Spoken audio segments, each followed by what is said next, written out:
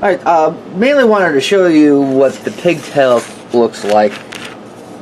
This is actually going to replace an older three-way switch I have currently going. I would like to save on the cord. That's why this was attractive. It's like, oh, okay.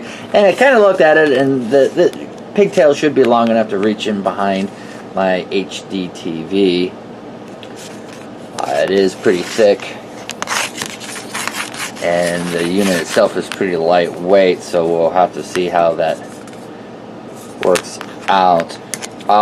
One thing I didn't expect was it does allow a power source. It's mini USB, which in itself is actually a plus. Vast majority of the time with all these little switches, regardless of what kind of switch it is, or splitters, or you name it, vast majority of the time they're usually barrel pins, and also vast majority of the time they don't come with power supply. This is actually USB powered, and it comes with a little mini USB to USB cord, so it's 5-volt powered. So that is a plus in its own right. However, in my experience, normally simple switches don't need power. They shouldn't need power unless you're running a particularly long HDMI cord. We're talking like 30 to 50 feet long. Then you might need to power whatever the whatever switcher it may be in order to boost the signal through. I really hope for my setup it doesn't require power, because I don't have. Actually, I do have a single USB port over there. We'll have to see, but I do kind of hope that this doesn't need power. I wanted to point this all out before I hook it all up, and let's go to it. So there it is. Yeah, currently it's tucked away behind my TV, but I'll probably snake it underneath the base. It's I got room where I can snake it through the base and then just cover, as you can see, the rather bright LED light. However, I've gone through quite a few switches, including this older one, and all these switches have these bright LED lights. A simple bit of masking tape or electrical tape will take care of that.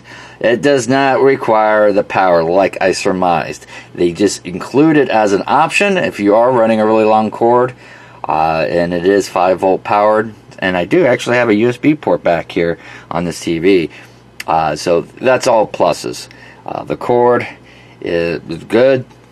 The only thing I have to note is the auto switching. I have currently a PS4 and a PS3 first generation, the old fat boy, hooked up in there. And it automatically switches whenever I turn on my PS4. It will switch to that each and every time, channel 1, regardless of what other channel I'm on. When it as the active signal, it has no problem with that. My PS3, on the other hand, I actually have to, and I've tried it into both channel and all the different channels, channel 3, channel 2, just to see, and it will not automatically switch to my PS3 when that's on. I actually have to go and hit the select button and switch it, which is not a huge issue, considering that that's been the same behavior that I'm getting with my PS3 with other switch boxes like this one. It's just, I have to guess it's something to do with the PS3. It's something about the signal does not come through with these switch boxes. That's the only thing. I just want to point it out so you're aware of it. So I'm not actually going to hit on the switch box for that, because I was hoping it would automatically switch, but since it's not, and I've had the same behavior with others, it has to be a PS3 thing. So take that on board. But otherwise, yeah, it works. The video is great. Saves me a cord, and believe me, saving a cord is always good in this place. So there you guys go. You have a good one.